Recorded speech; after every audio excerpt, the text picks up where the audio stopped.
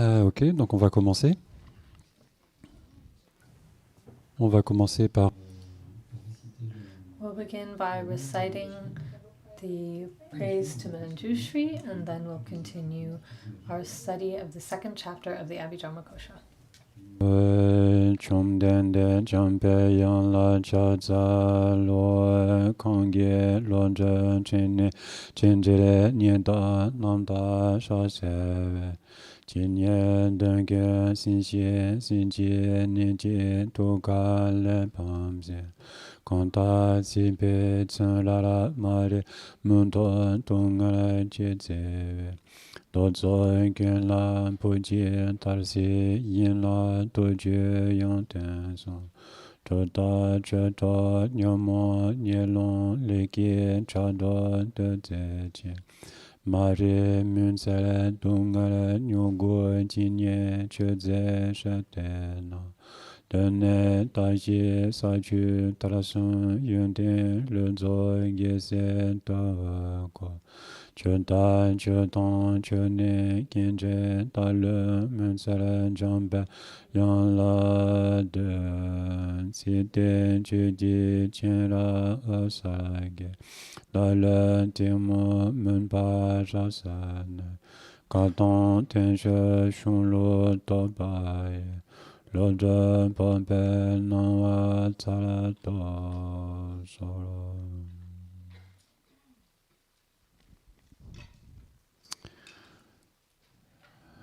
Donc nous en sommes au deuxième chapitre.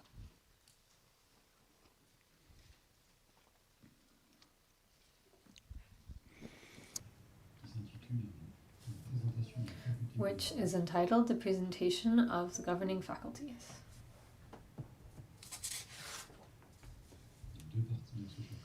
There are two main parts in this chapter. The first part is the presentation of the reference text of the chapter, and the second part is the presentation of the title.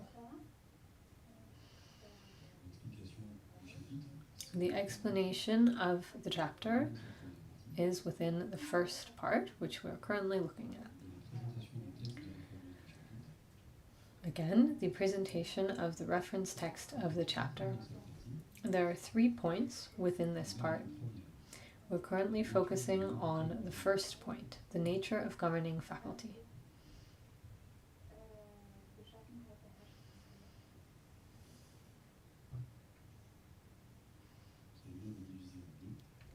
This point is broken down into 2 parts.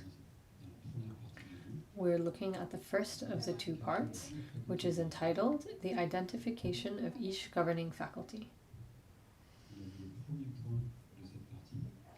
We covered the first point in this section, which is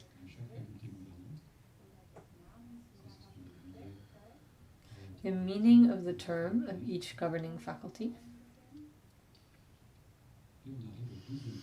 And now we come to the second point, which is the precise number.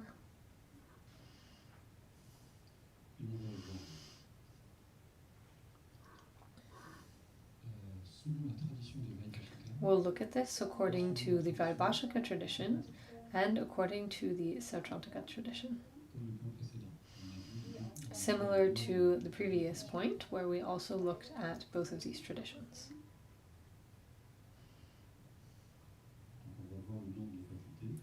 We'll look at the number of faculties. There are 22, as we saw previously. We may have questions here. One of these questions may be, is this number 22 precise? Could there be more? Why 22? The answer is that in general there is an incalculable number of governing faculties. All conditioned phenomena govern the appearance of their own result.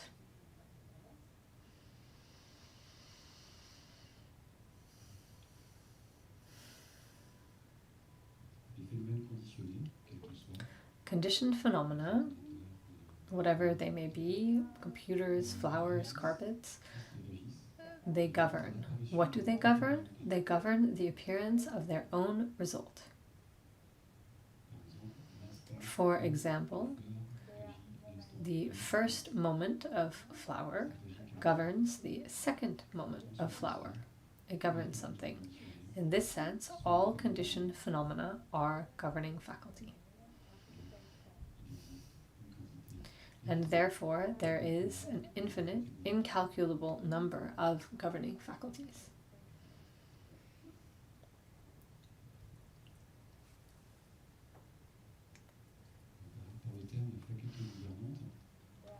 This term, governing faculty, indicates an unshared cause, a particular cause that produces or governs something.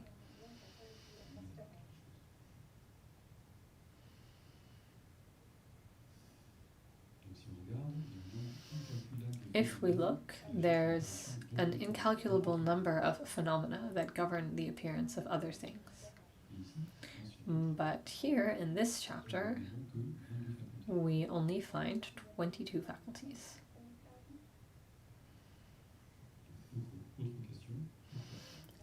And so another question comes up. Why? Why 22? Because among all governing faculties, which are innumerable, only 22 govern entry and exit from samsara. Put another way, only these 22 govern samsara and nirvana.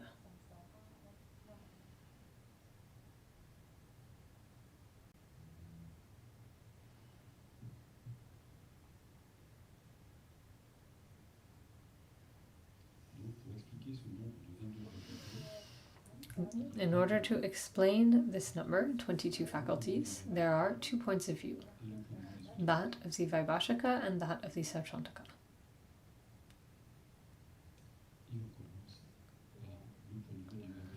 We begin with the Vaibhashika point of view, according to the Vaibhashika tradition.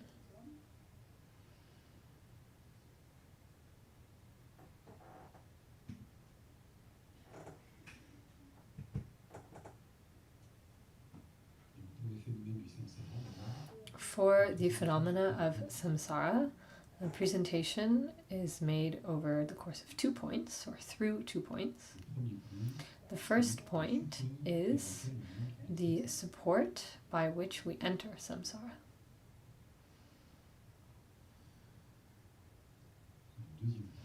The second point is the result experienced.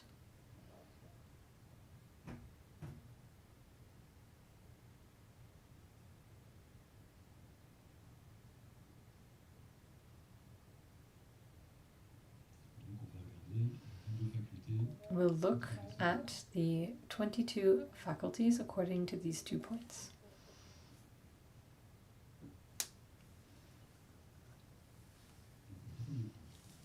The first point, the support by which we enter samsara. We find this in stanza 5, which reads, "That which is a support of the consciousness, that which distinguishes, that which maintains, and that which produces afflicted phenomena, that which creates accumulation, and which governs completely pure phenomena. This is all that is faculty."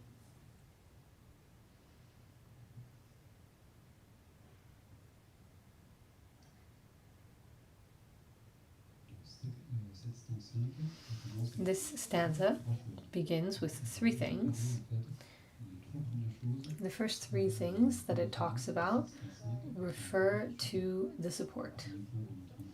The first point, which is the one we're looking at, the support by which we enter samsara. The first things at hand here in this stanza are that which is a support of the consciousness.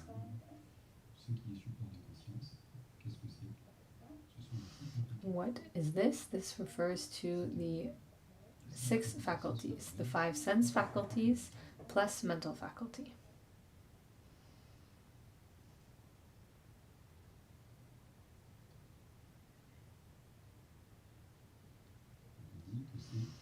We say that it is that which is support of the consciousness. The faculties are the basis for consciousness. They are the basis for consciousness to appear.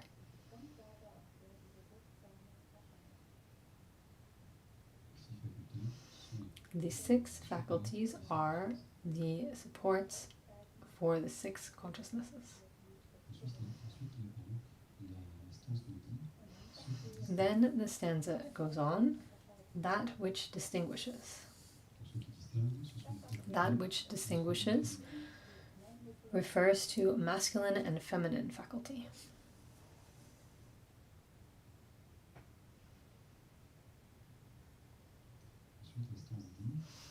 Next, the stanza continues, that which maintains. Here, when we say that which maintains, this refers to that which maintains life. That which maintains in an existence, in a class of existence.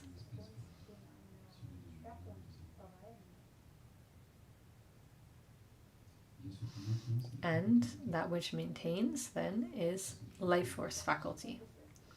These are things we saw yesterday as well.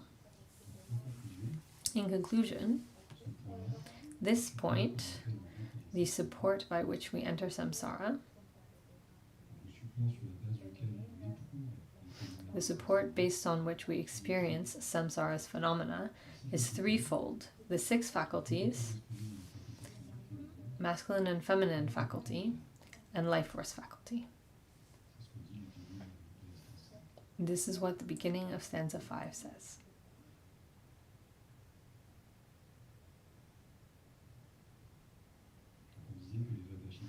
We said that the Vaibhashika present the number of the faculties over the course of 2 points. We saw the first one, the support that causes us to come to samsara.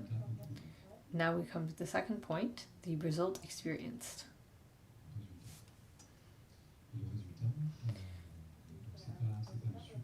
The result is not the support for samsara, it is the phenomena of samsara themselves. These are what are experienced. What is experienced is the 5 sensations. We went into a little detail yesterday. These 5, if we go into detail, include pleasant physical sensation, unpleasant physical sensation, pleasant mental sensation, unpleasant mental sensation, and neutral sensation. These are the 5 sensations, what we refer to as the result. They are phenomena that we experience when we're in samsara.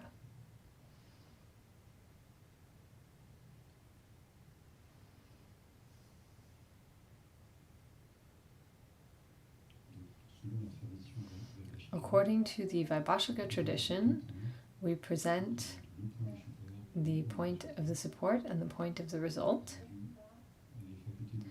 We saw the governing faculties, which are classified into support, and we saw those that are classified into result. The result is the 5 sensations, 5. And the support included 9. The 6 faculties, the faculties of masculine and feminine, and life force faculty. 6 plus 2, 8, plus 1, 9.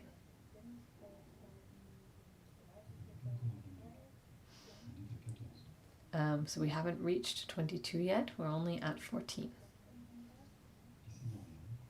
It's normal, because in stanza 5, something else is stated.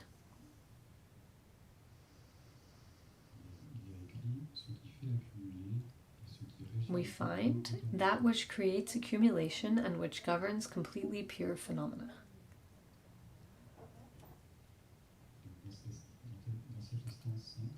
in this stanza, number 5, there's a section concerning nirvana. In other words, going against samsara. And there are faculties out of the 22 that allow us to go in the other direction, that will allow us to go in the opposite direction of samsara. In other words, the direction of nirvana.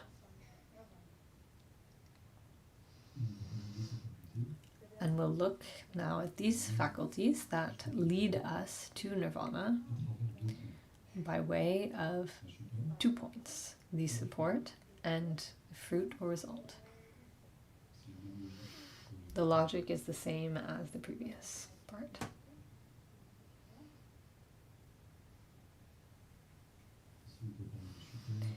Here we can use the word support, we could also use the word basis. So we'll find the basis or the support for going toward nirvana.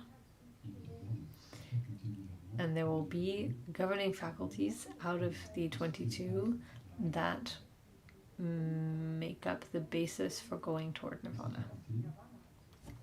These faculties are the group of 5 whose first is confidence. I don't have the list in front of me, so of course I've forgotten, but we'll remember together. Confidence, remembrance, joyful perseverance, discernment, and meditative absorption.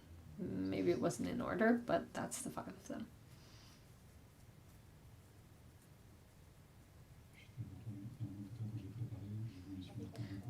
I don't know about you, Odd, but when I prepared this, I wrote them down a lot. And in the beginning, when I was studying the Abhidharmakosha, I really didn't remember them, so I tried to work on that this time.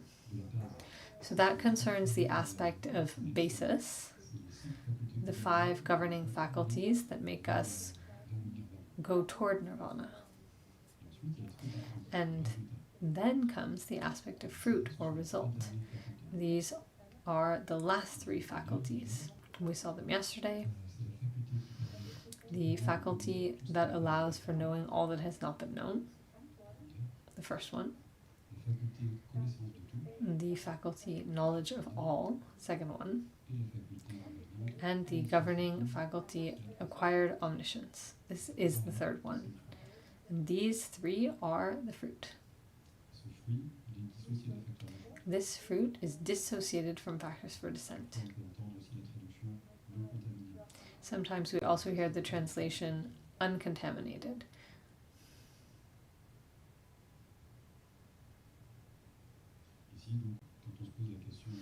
Here, when we ask ourselves the question, how do we go from an aspect that is associated with factors for descent to an aspect dissociated from factors for descent?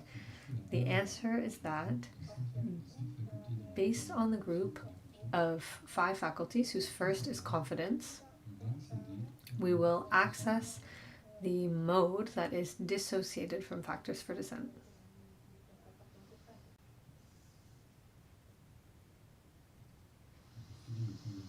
And to conclude with the Vaibhashika's point, there's a short recap with the points that we've covered. So to sum up what we've just looked at, if we go in the direction of samsara, then there are 14 faculties, 14 governing faculties that are active. 9 that correspond to the support.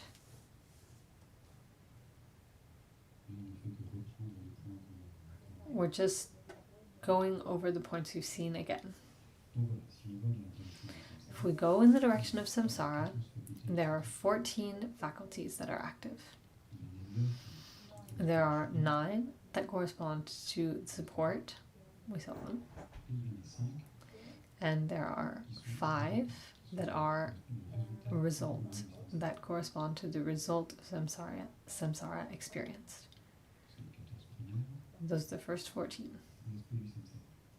Concerning the aspect of samsara. If we go in the direction of nirvana, there are 8. There are 5 that correspond to the basis, and 3 that correspond to the fruit. 14 plus 8 makes 22. That is the precise number according to the Vaibhashika. And this concludes the number, the precise number, from the Vaibhashika point of view.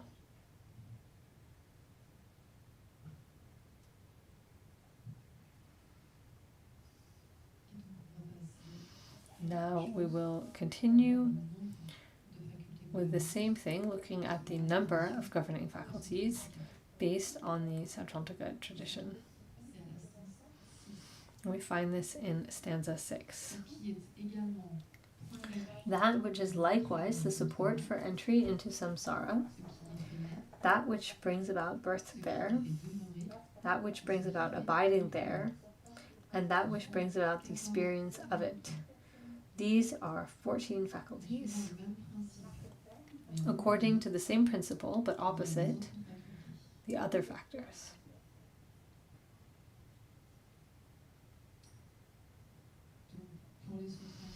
For the Sautrantika, we saw that there are 22 faculties that govern the appearance of samsara and nirvana. However, the presentation will be different in relation to these 22. For the Vaibhashika, we talked about samsara in terms of the support and what is experienced. For nirvana, we talked about basis and fruit.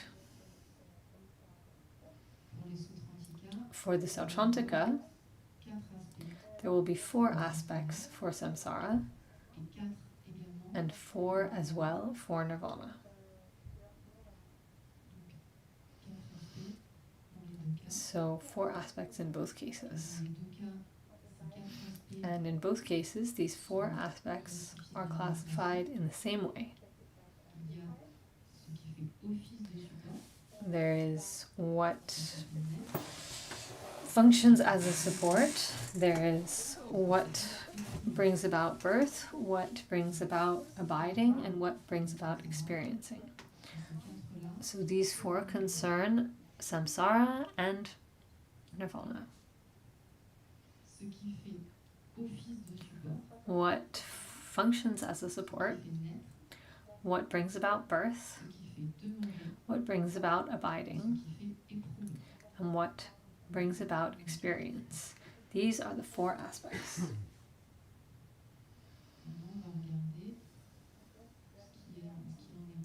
Now we'll look at this in terms of samsara and then nirvana. Concerning samsara, the first aspect is that it is support for entry into samsara. The second is what brings about birth in samsara. The third is what brings about abiding in samsara. And the fourth is what brings about experiencing samsara. These aspects correspond to 14 faculties. And then, what the stanza says is, according to the same principle, but in the opposite way, we find the other faculties.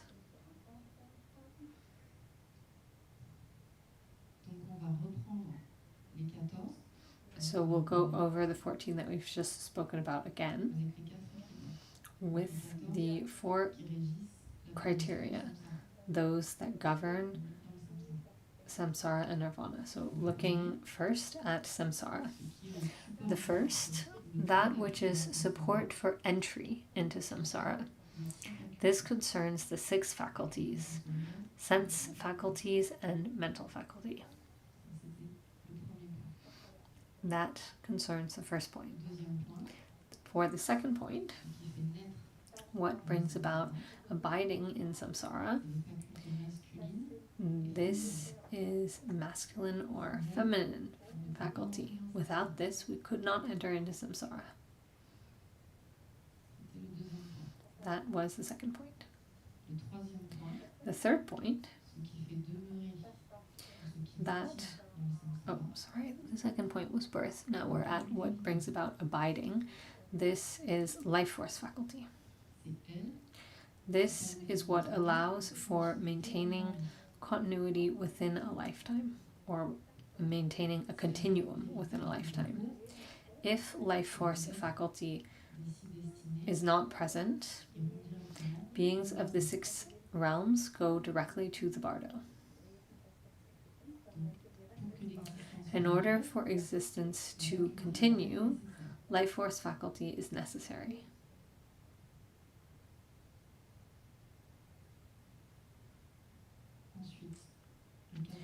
Next, the 4th point. What brings about experiencing samsara? This is the 5 sensations. Based on virtuous and non-virtuous actions accomplished in the past, we experience pleasant or unpleasant consequences. Therefore, samsara is experienced through sensations.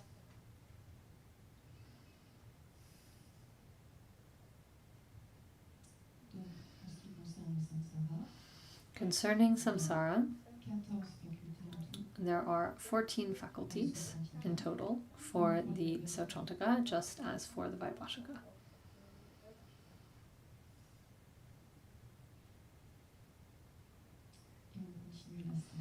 Now we continue with stanza 6, following the same principle, but opposite, there are the other faculties. What does this mean according to the same principles? This means we'll continue with these 4 aspects, the same 4 aspects, but in this case concerning nirvana. So first there is support for nirvana, then what brings about birth in nirvana, then what brings about abiding, and what brings about experiencing nirvana. If we analyze these 4 aspects, when they are connected with nirvana, this corresponds with, for the support, with the group of 5 whose first is confidence. Without these 5, there is no support for entering nirvana. Next, second point. That which brings about birth in nirvana. This refers to the first of the last 3 faculties. In other words, the faculty that allows for knowing all that has not been known.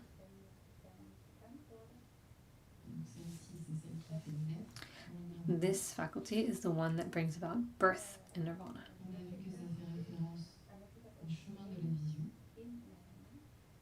We saw that this refers to the path of seeing. Why do we say that this faculty is what brings about birth in nirvana? Because it is the path of seeing that is the entry to the mode of being of nirvana. And it is this one that brings about birth in nirvana. Next, we come to the 3rd point.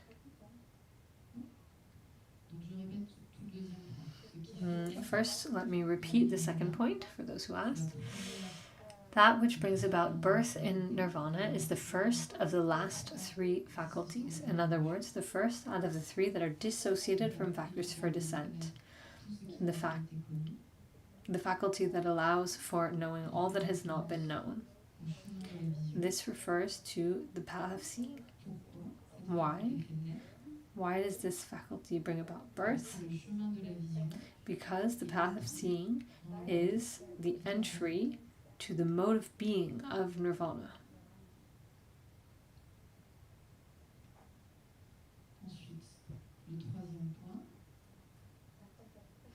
Next is the 3rd point.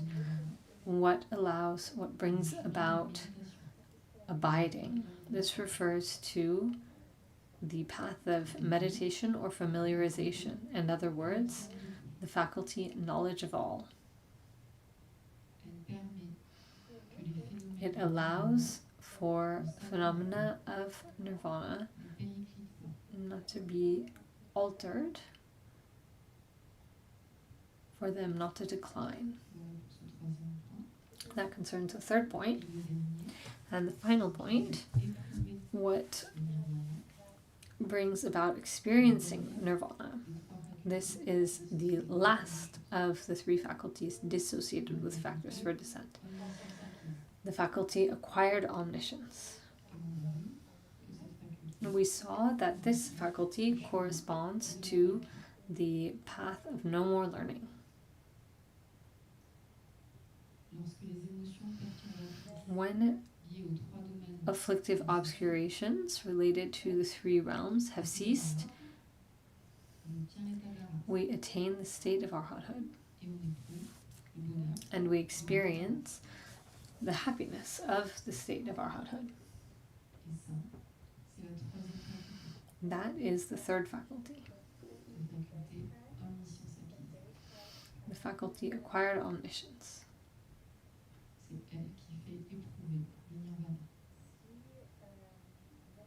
This is the one that brings about experiencing nirvana. If we sum things up, if we sum up this point, to go in the direction of samsara, one needs 14 faculties. If we want to go against samsara and go in the direction of nirvana, we need to use 8 faculties. These 8 faculties and these 14 faculties, in the other case, 14 faculties for samsara rather, and 8 for nirvana, these apply to beings of the three realms. If beings of the three realms want to liberate themselves, then they need to use the 8 faculties that we have just looked at that go in the direction of nirvana.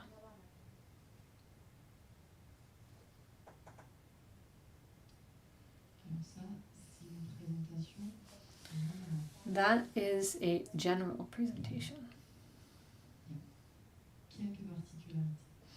with now come a few particularities. Concerning the aspect of samsara, there may be particular cases. Not all 14 faculties are necessarily there. For samsara, we saw that the general case was 14 faculties.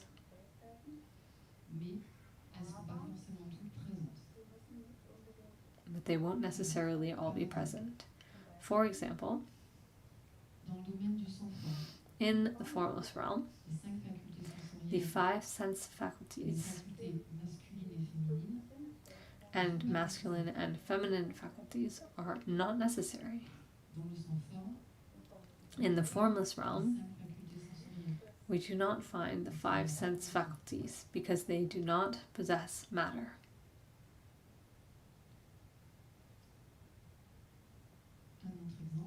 Another example, in the form realm this time, the mode of birth is a bit unusual. It's not the one that we know in any case. One is born through appearance. In other words, as soon as we're born, we are endowed with 5 sense faculties. In the form realm, we possess the 5 sense faculties, and this is the case from birth. However, we do not have masculine or feminine faculties. It's a bit similar to what we saw about beings at the beginning of the Kalpa, who were born through appearance and who did not have mental and masculine and feminine faculty. And nevertheless, they were men and women. That was what we went over yesterday. In the form realm, beings are born through appearance.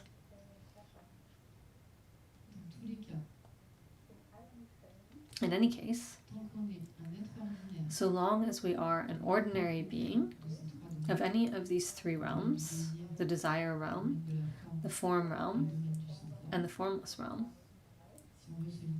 if we want to become liberated, we need to use the 8 faculties that govern nirvana.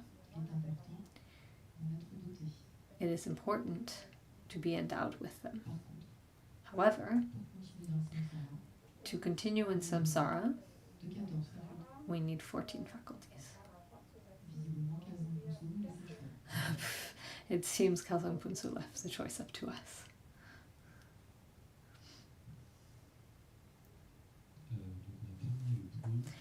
So we have now concluded the point concerning the precise number of governing faculties according to the Vaibhashika tradition and the Sautrantika tradition. And now we'll continue on to the third point. The third point is entitled The Definition of Each Governing Faculty.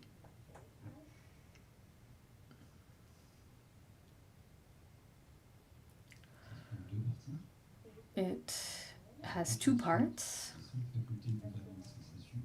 There is the definition of the 5 sensation governing faculties, and then the definition of the 3 immaculate governing faculties. This refers to the final 3. It's another name for them.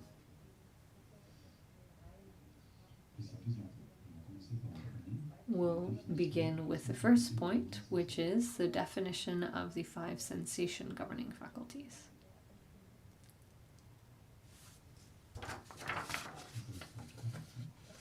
This section has 3 parts.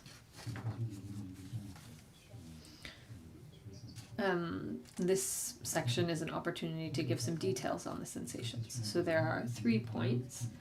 The first is pleasant and unpleasant physical sensations. The second point is pleasant and unpleasant mental sensations. And the third part is neutral sensation. We begin with the first part. Physical, pleasant, unpleasant, and pleasant physical sensations. There are 2 parts. The first is suffering, and the second is well-being. We begin with suffering.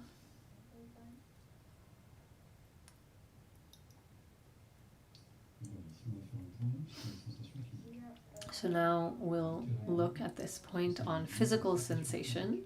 Literally, physical sensation means sensation associated with the body.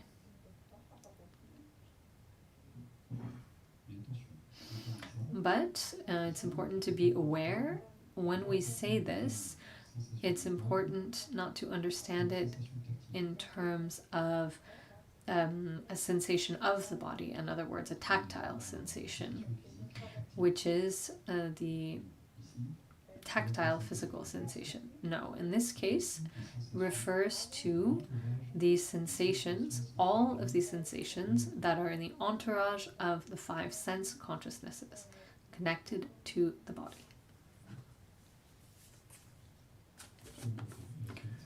So what this refers to is all sensations, all mental events, sensation, that are in the entourage of the 5 sense consciousnesses and that are connected to the body.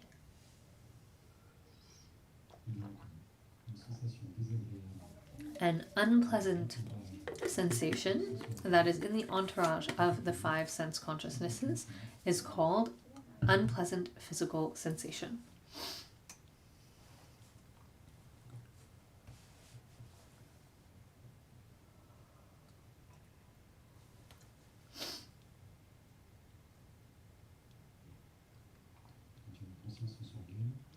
When there is a sense consciousness of any kind, and in the entourage of this consciousness there is an unpleasant sensation, it carries the name unpleasant physical sensation. It is the mental event sensation.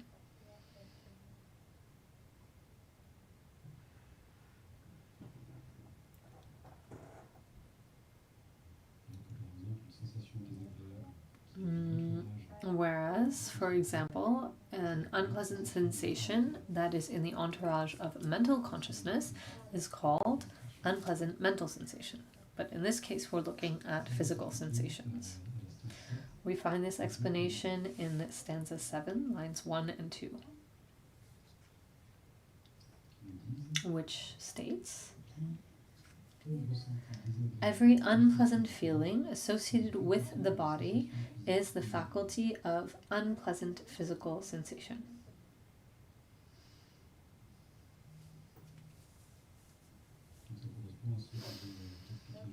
So this root text corresponds with the explanations we just heard.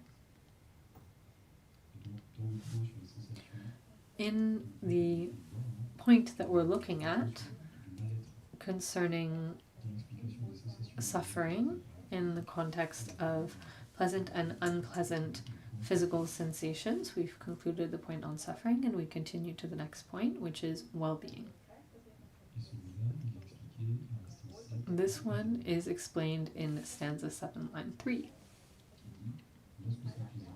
When it is pleasant, it is the faculty of well-being.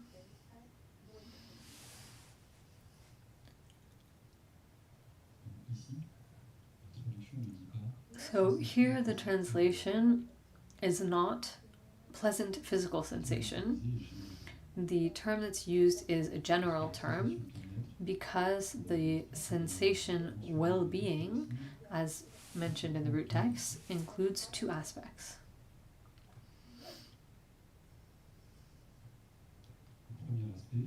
The first aspect, which is maybe more obvious, is pleasant physical sensation.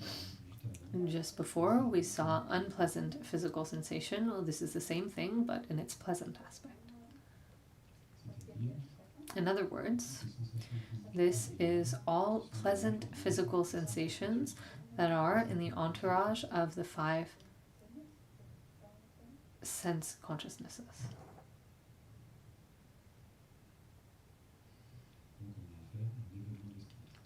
So, of course, this concerns a mental event.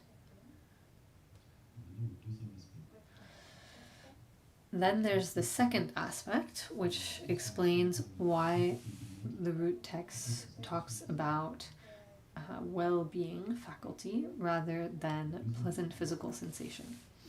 The second aspect, as it happens in the third meditative absorption, in other words, the third level of the form realm, there is a sensation of happiness that is present.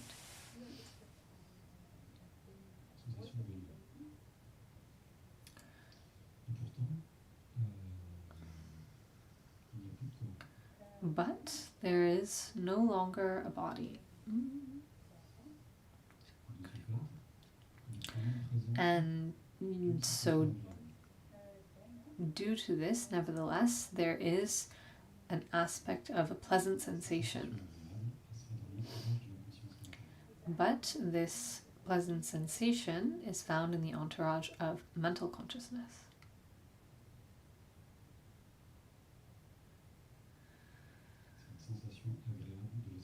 It is pleasant sensation of mind.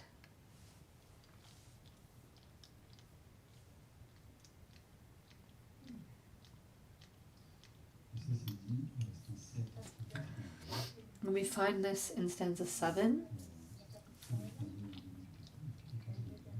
the end of the 3rd line and the 4th line. In the third meditative absorption, happiness associated with mental consciousness is also well-being faculty.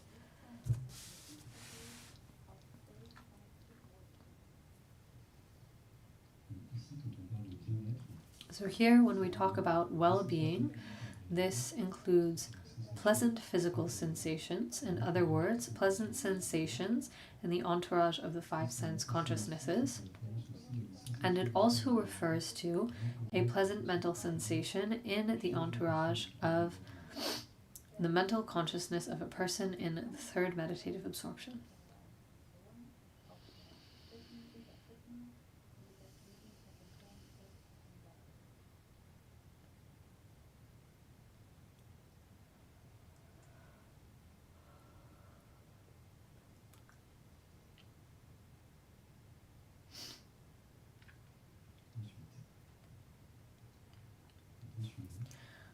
We come to the next point now, pleasant and unpleasant mental sensations. This also includes two parts. First, pleasant mental sensations, then unpleasant mental sensations.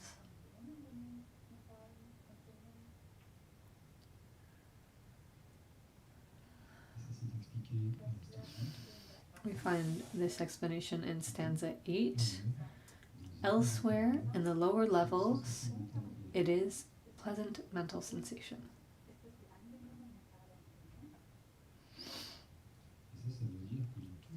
This means that in all of the levels below the third meditative absorption, there are pleasant mental sensations in the entourage of mental consciousness.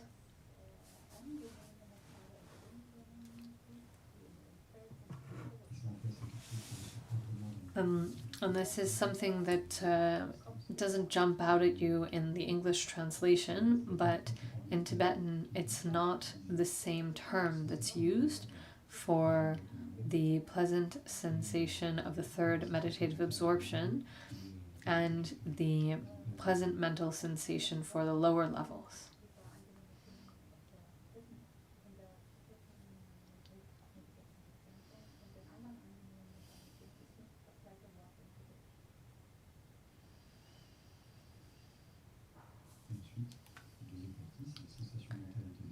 We come to the next part, the unpleasant mental sensations.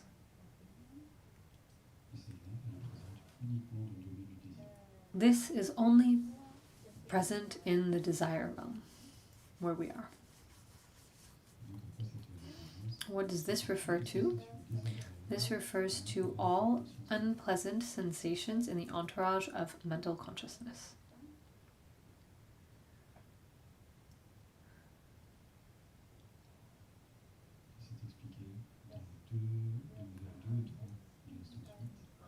We find this in lines 2 and 3 of stanza 8. Unpleasant feeling associated with mental consciousness is the faculty of unpleasant mental sensation.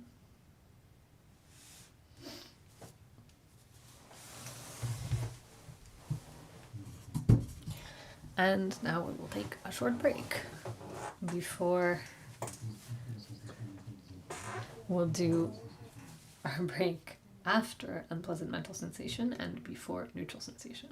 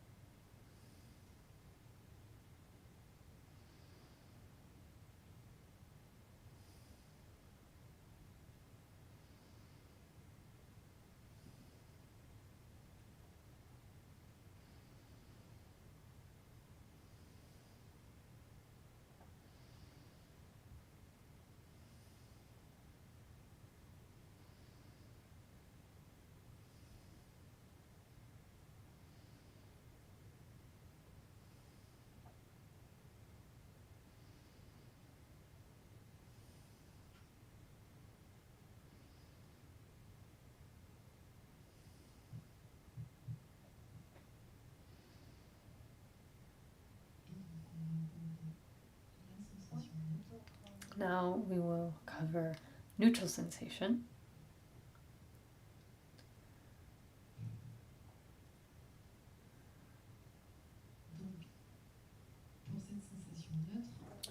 Concerning neutral sensation, there are two parts: definition, and then the reason why neutral sensation is not divided into physical and mental sensation.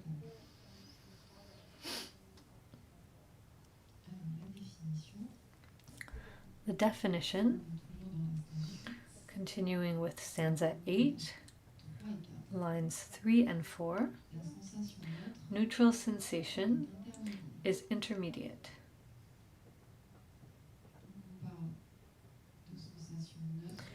We talk about neutral sensation, in other words, that it is intermediate because it is neither pleasant nor unpleasant.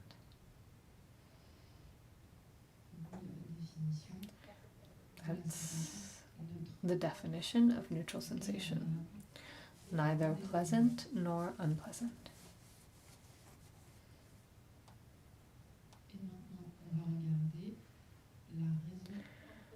And now we'll look at the reason why this neutral sensation is not divided into physical and mental sensation. We may ask ourselves this.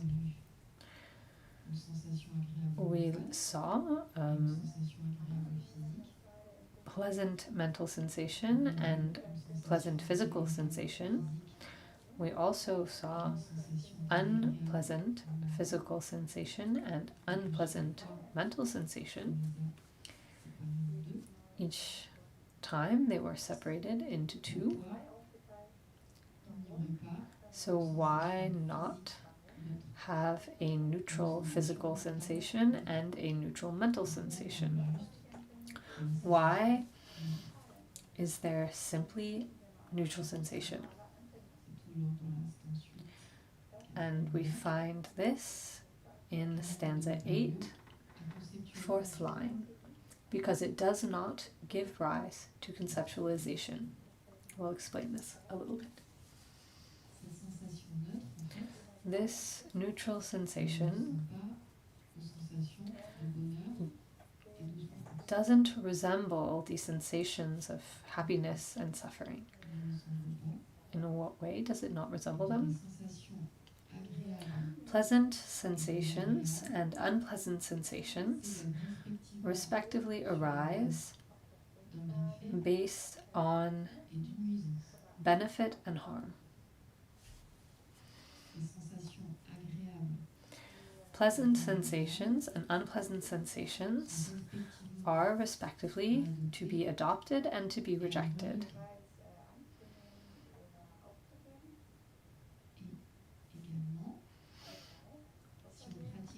Likewise, if we practice virtue, we obtain pleasant sensation. If we practice non-virtue, we obtain unpleasant sensation.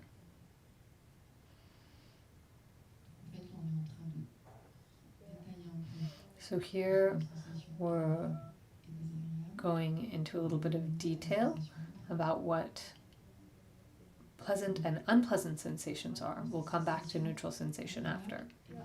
Concerning these pleasant and unpleasant sensations, they do not simply arise, or they are not born just like that. They arise based on pleasant or unpleasant objects.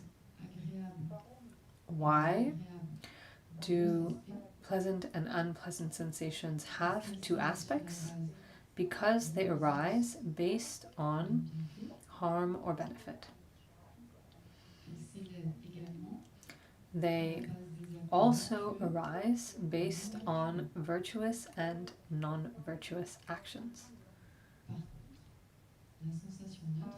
However, neutral sensation does not resemble these pleasant and unpleasant sensations. It arises naturally. No one needs to bring about benefit for us or harm us in order for it to arise. It doesn't need pleasant or unpleasant objects to arise. This is what is meant by because it does not give rise to conceptualization. Whether it is around the sense consciousnesses or the mental consciousness, it is the same. This is why there are not two types of neutral sensation.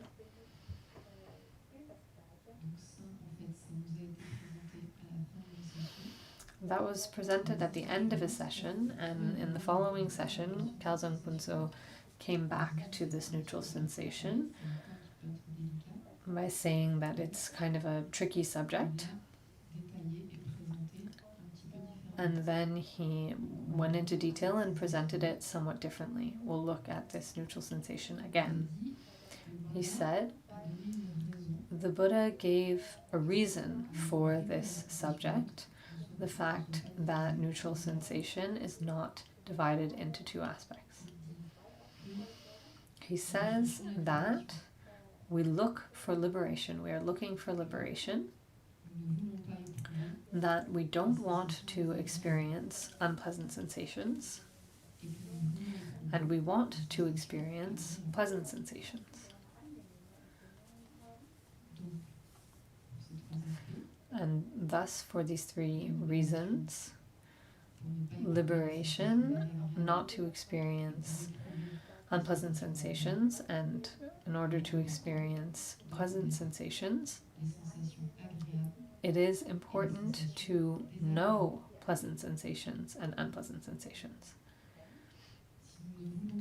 If we do not want to go in the direction of suffering, we must not accomplish non-virtuous actions. If we wish to obtain happiness, we must accomplish virtuous actions.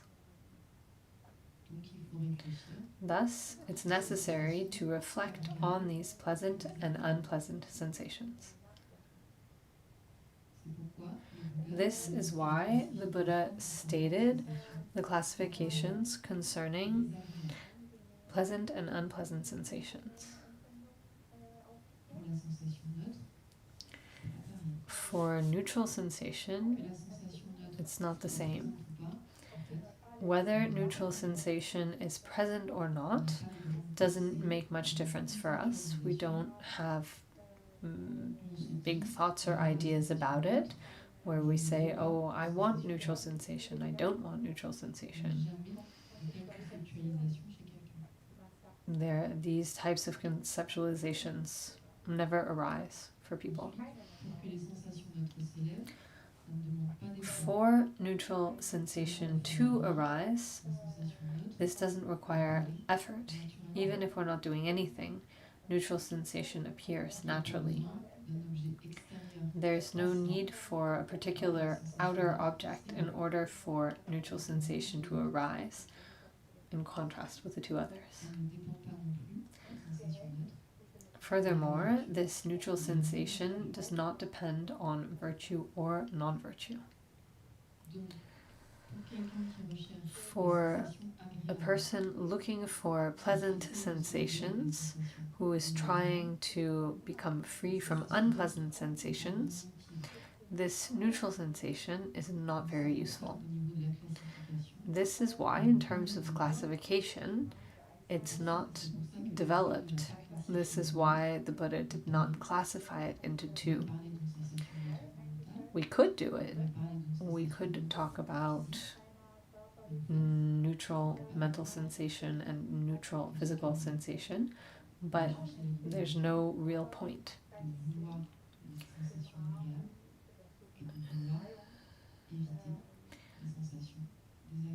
If we're looking for liberation, the point is to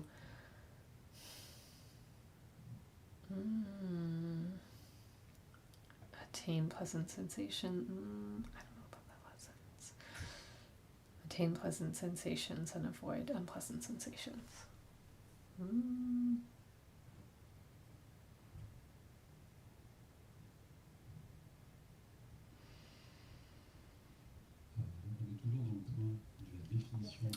So we are continuing within this point entitled The Definition of Each Governing Faculty. With the explanation of neutral sensation, we have concluded the explanation of the 5 sensation governing faculties.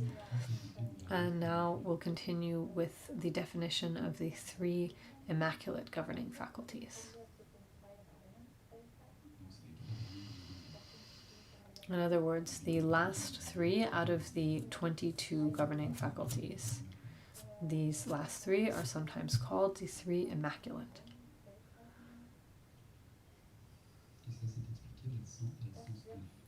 We find this explanation in stanza 9. At the beginning of this stanza, when we talk about the 3 immaculate faculties, we'll see what their essence is.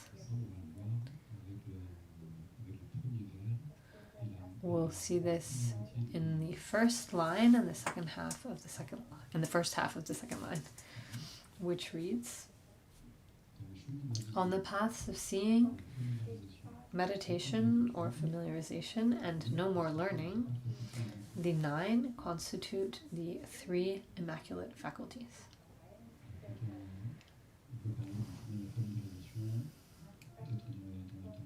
In the text, it might say path of meditation.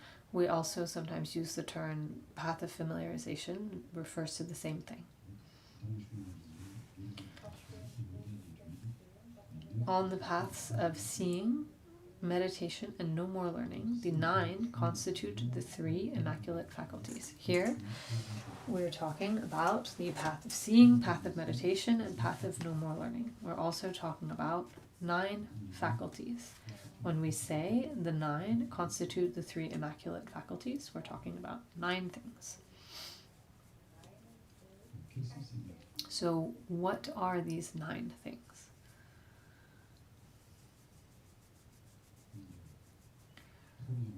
First, the group of 5, whose first is confidence.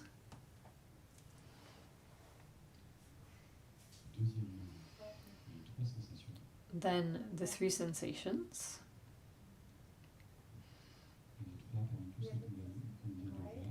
Out of the ones we just looked at, this group is pleasant mental sensation, sensation of well-being, and neutral sensation.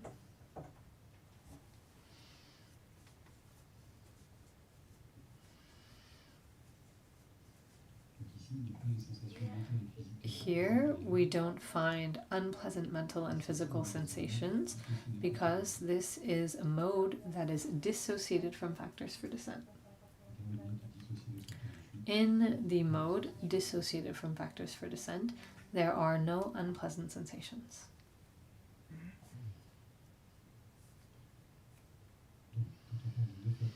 So when we talk about 9 faculties, there's the 5 whose first is confidence, that's 5. Then the 3 sensations, that makes 8, and there's 1 more missing to make up the number we find in the stanza. The last one is mental faculty.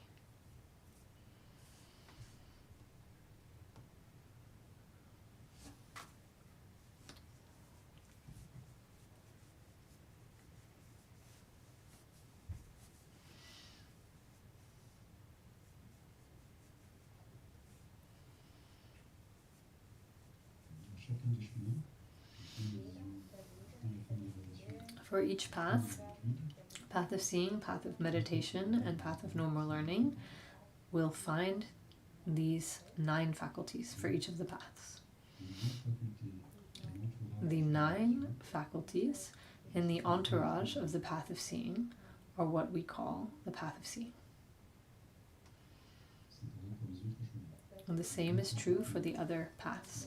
These 9 faculties in the entourage of the path of familiarization are what we call the path of familiarization. And these 9 faculties in the entourage of the path of no more learning, or what we call the path of no more learning. Each of these 9 faculties makes up the 3 immaculate faculties.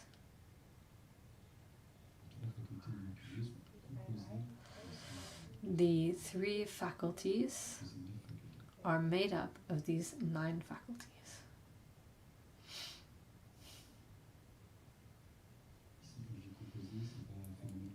Here, when I say they're made up of, this isn't related to a phenomenon being conditioned. In a certain context, we can say these 9 faculties will make up the path of seeing. In other words, the faculty that allows for seeing all that has not been seen. In another context, these 9 faculties will make up the path of familiarization. In other words, the faculty knowledge of all. And in another context, these 9 will make up the governing faculty, acquired omniscience, which is the path of no more learning.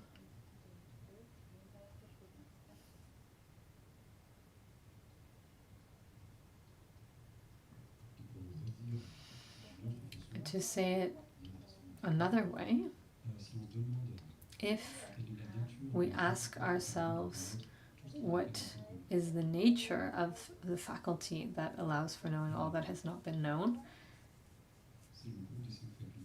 it is the group of 5 whose first is confidence, the 3 sensations that we mentioned, and mental faculty.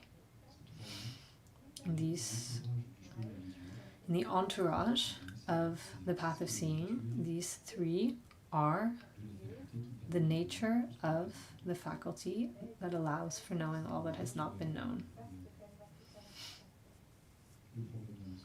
It's just looking at it from the other direction.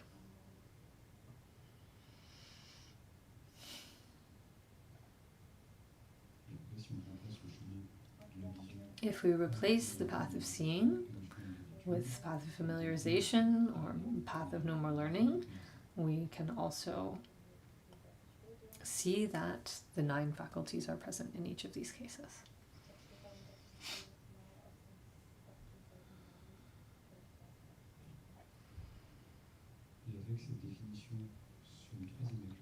With this definition of the 3 immaculate, we conclude the point that is entitled the identification of each governing faculty.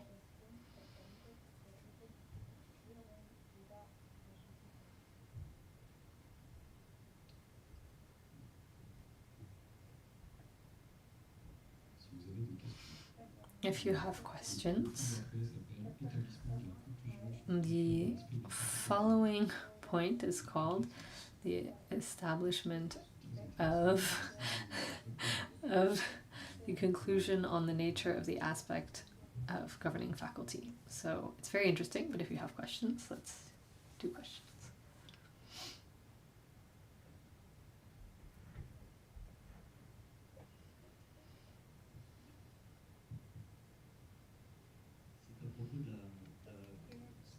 Concerning neutral sensation, mental sensation, it's said it doesn't give rise to conceptualization. My question is, are we capable of being aware of a neutral mental sensation?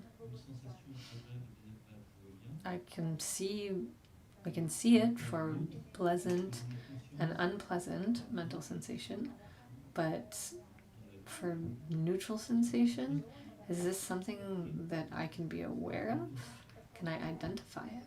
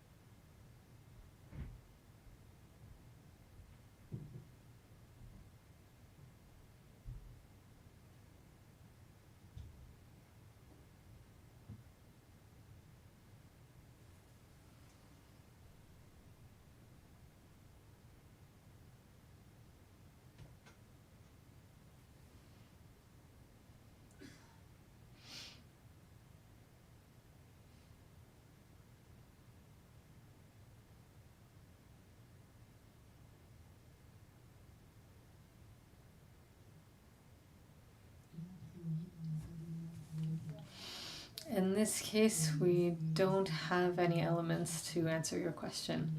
Are we conscious of this or not? For the moment, we don't have a clear or a precise answer.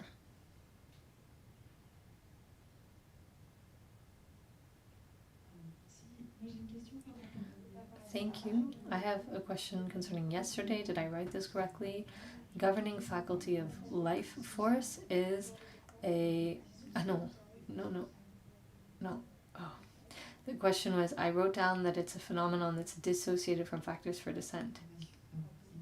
No. It's a formation that is not associated by similarity with sovereign mind.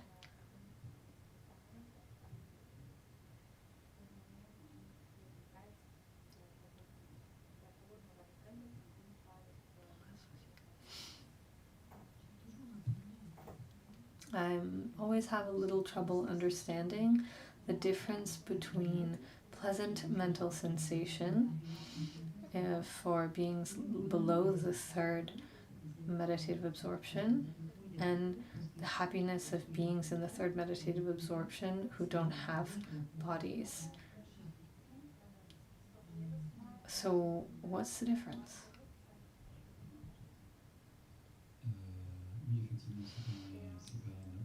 Yeah, likewise, when I went through this passage again, I was thinking, what is this? What's going on? In the third meditative absorption, it's explained in the third chapter when we talk about the beings who inhabit these different places. We also talk about their characteristics. One of the way of classifying them is in terms of their sensations. Some have pleasant sensations, some have pleasant and neutral sensations, some have pleasant, neutral, and unpleasant sensations. There are many possible cases. There are worlds or realms where the sensations can fluctuate. There are other realms where the sensations don't fluctuate. In the third meditative absorption, beings have sensation that doesn't fluctuate. It's explained in more detail in the third chapter, but sensations do not fluctuate. It is neutral sensation that doesn't fluctuate. So we might think, okay, well then they only have neutral sensation. But nevertheless, there is pleasant sensation that is present. We can't classify it in pleasant mental sensation, but yet nevertheless they experience something that is pleasant. That's why we have this sensation that is well-being. Sometimes we call it mental well-being. And just to clarify, it's the third meditative absorption of the form realm or the formless realm? The form realm.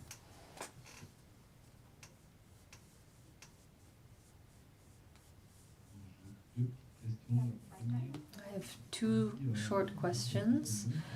Both are about neutral sensation. It doesn't give rise to conceptualization. How can we say that it is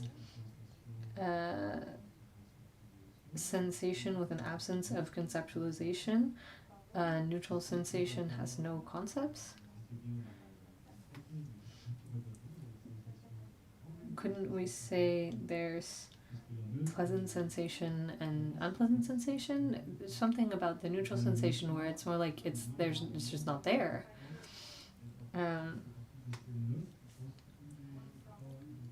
And then how can it be part of these 9 that make up the immaculate ones? Wait a second, was that the first question or both questions? That was the first one. Okay, but it has 2 aspects.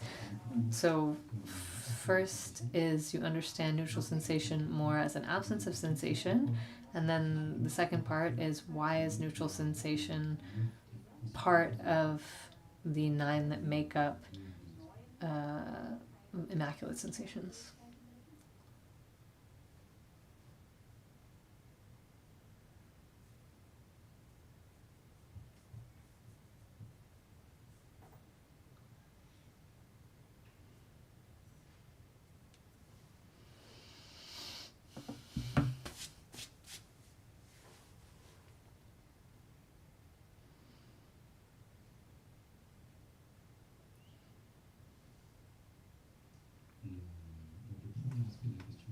The first aspect of the question will be explained in detail in the part that's coming after. Right now we're looking at the 22 governing faculties. The second point of the second chapter is the mode of production or appearance of conditioned phenomena. And in this explanation, there will be explanations of the great basis of sovereign mind. We'll go into detail about all of the possible mental events, the list of mental events. Some are present for every moment of consciousness. These 10 are present. In the entry to the state of a Pandita, we find 2 groups of 5. In the Abhidharmakosha, it's 1 group of 10. And in this group, the mental event sensation is present. Some moments will have pleasant sensation, some moments will have unpleasant sensation, but when neither of these is present, then neutral sensation is present. I have this idea that sensation is something we experience, but neutral sensation, I don't know. I guess we'll see later. In fact, neutral sensation is said to be associated with ignorance. Other question, just a detail.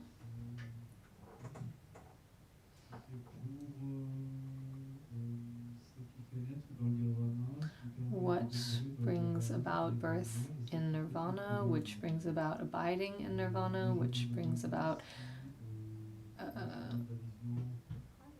experiencing nirvana, concerning the path of seeing that causes us to enter nirvana, and concerning the path of familiarization.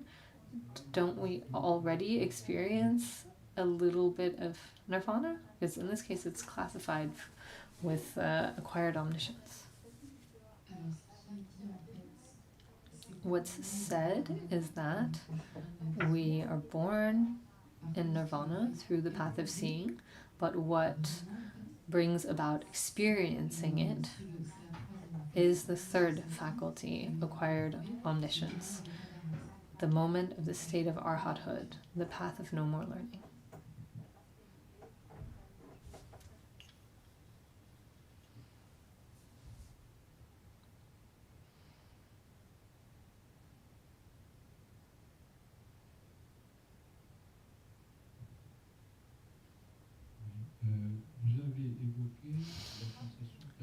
You evoked tactile sensation. Is this tactile sensation of the body? Can you go into a little bit more detail about this?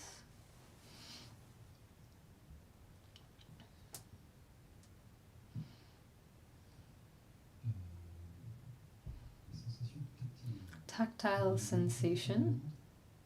You mean in terms of the 22 governing faculties? It's not in them.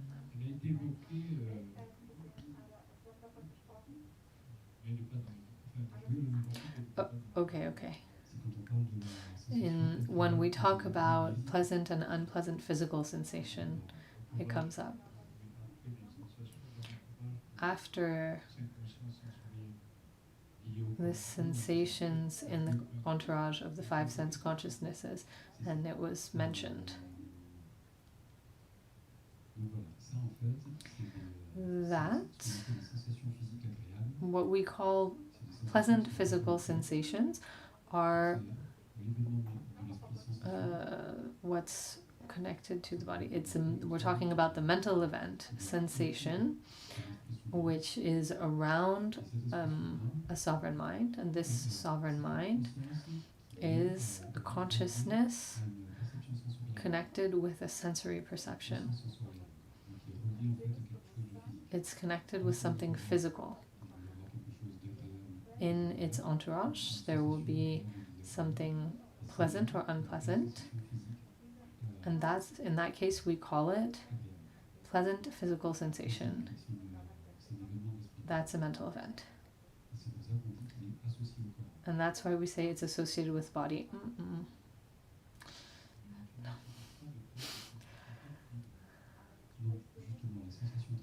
indeed, we're not using the term tactile sensation. Tactile sensation is when we talk about the faculties. We talk about the tactile faculty. No. Okay, ear faculty, eye faculty, body faculty.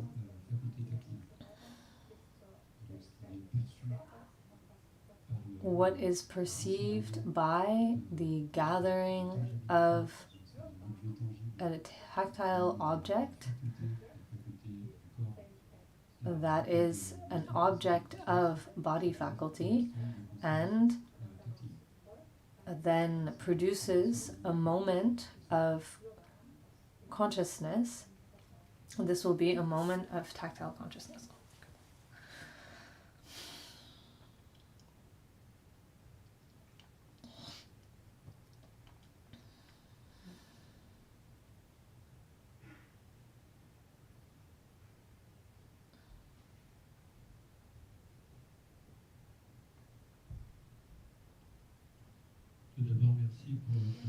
First, thank you so much for your work. I was wondering why in the Abhidharmakosha are there two traditions of Buddhism presented that affirm different ways of presenting our universe, and I was wondering if we should follow one more than the other, and is there a reality of some kind behind these descriptions?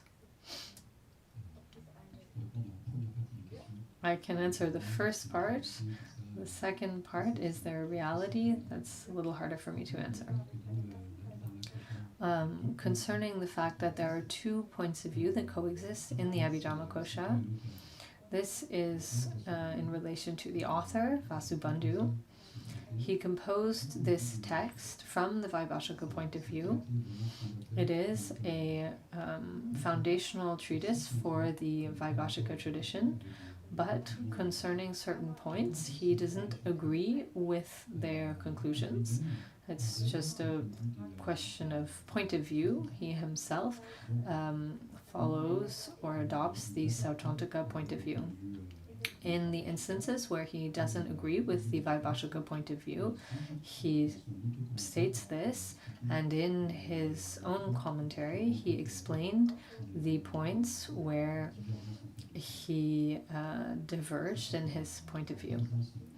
So this concerns the presence of these two views within the Abhidharmakosha, and then in a more general sense, the philosophical schools correspond to different types of beings. Certain types of beings, with the point of view of the Vaibhashika, will be able to liberate themselves from suffering. They'll be able to attain the path of seeing and liberate themselves from samsara. Whereas other beings with these teachings would not have such an easy time. There are other views due to which they can liberate themselves, the Sautrantika point of view or other points of view of the great vehicle. And these different schools of thoughts correspond to the character of beings, and each of them is a path that leads to liberation from samsara. Thank you.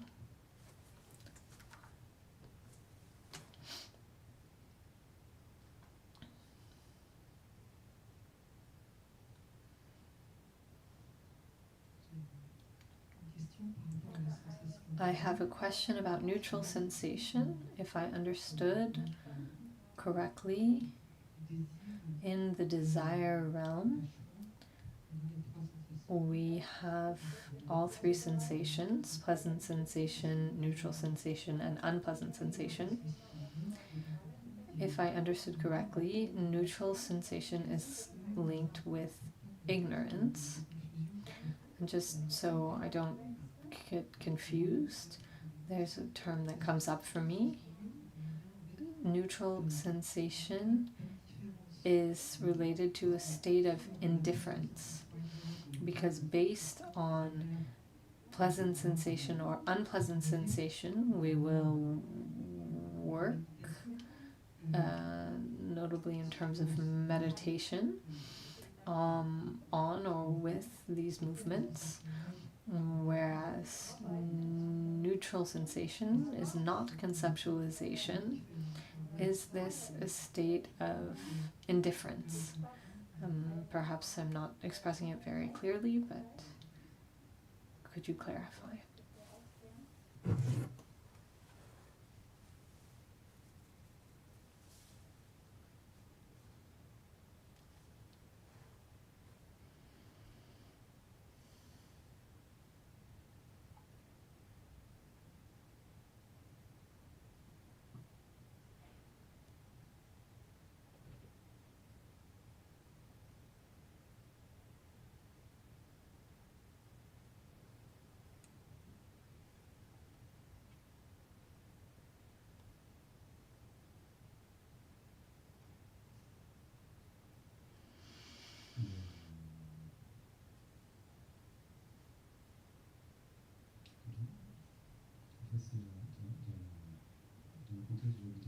In the context of the Abhidharmakosha,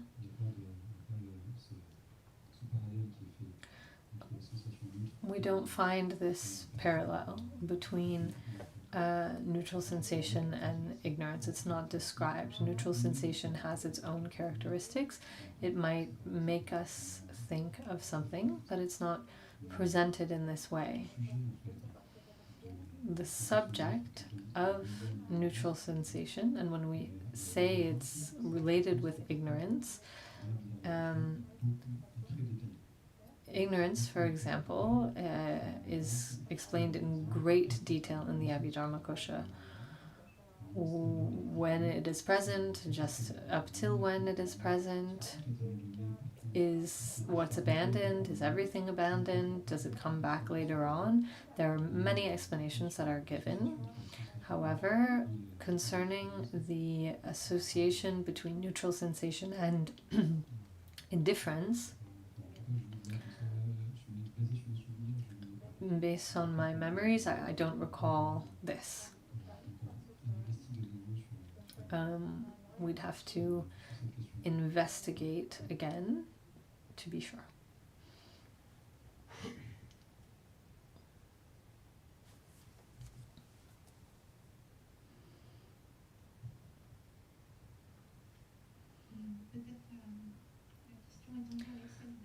Maybe my question is related to the previous one concerning the Vaibhashika view, concerning the 8 faculties that lead to nirvana.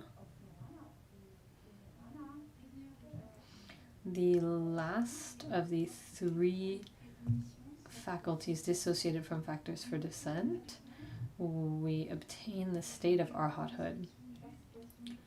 And for me, this is a question of view. I thought the path of no more learning was the state of Buddhahood. I'm a little lost.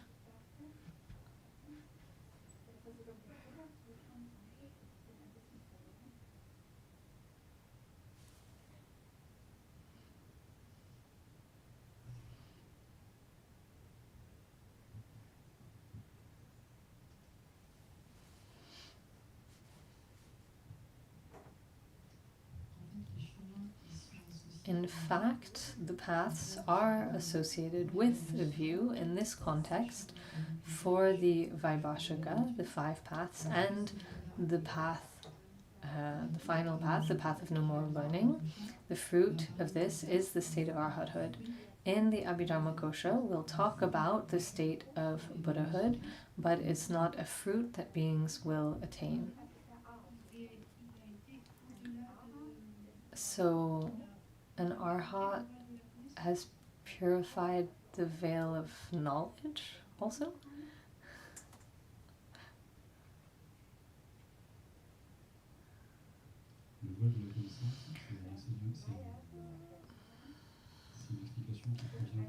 The veil of knowledge is an explanation that belongs to the great vehicle.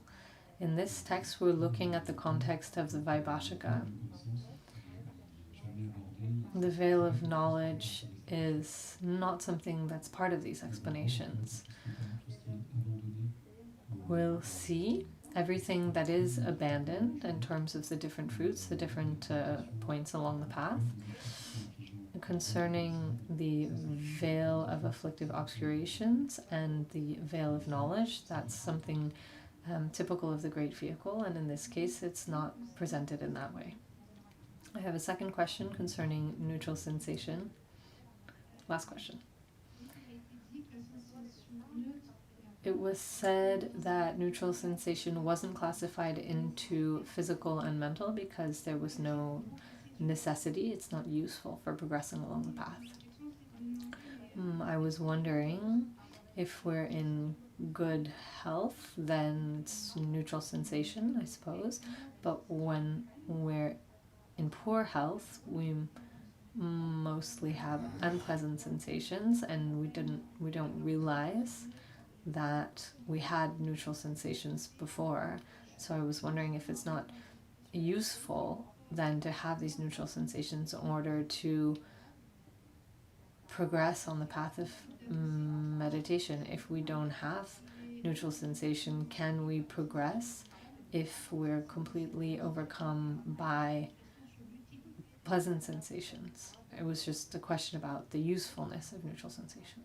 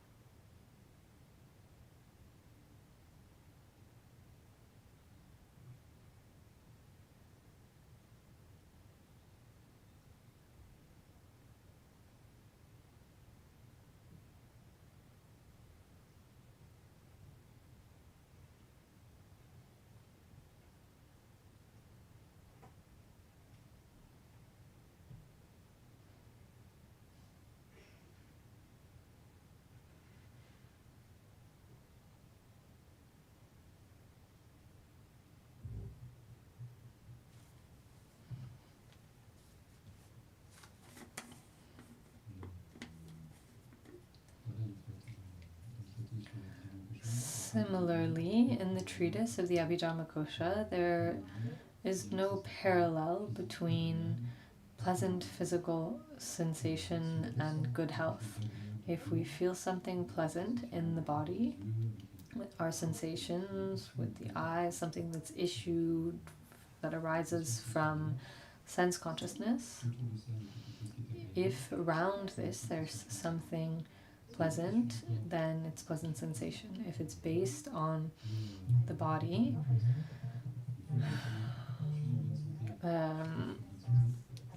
this notion of being in good health and thinking, oh, I'm in good health, this is mental. Maybe then what arises from this is mental sensation. If this idea makes us happy, then it's pleasant mental sensation. Then neutral sensation, whether it is of body or mind, it's something that we won't really notice or pay attention to. We don't develop concepts based on this.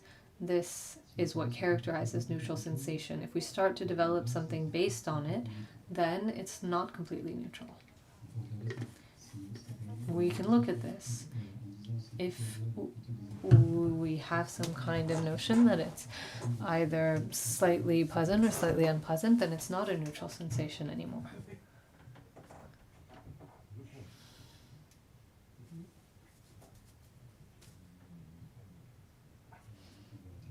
We'll conclude here.